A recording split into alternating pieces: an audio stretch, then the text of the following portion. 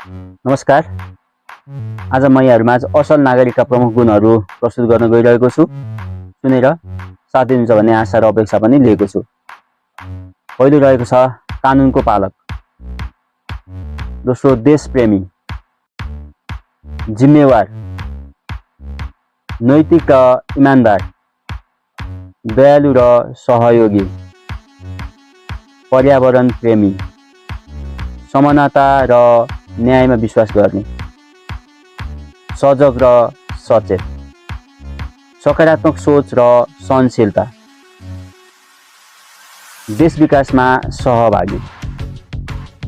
असल नागरिक त्यही हो जसले देशको नियम मान्छ, इमानदारीपूर्वक काम गर्छ, असहाय र सहयोग आवश्यक पर्ने समूह व्यक्तिलाई सहयोग गर्छ, सबैलाई सम्मान व्यवहार गर्छ र देशलाई अगाडि बढाउन योगदान दिन्छ।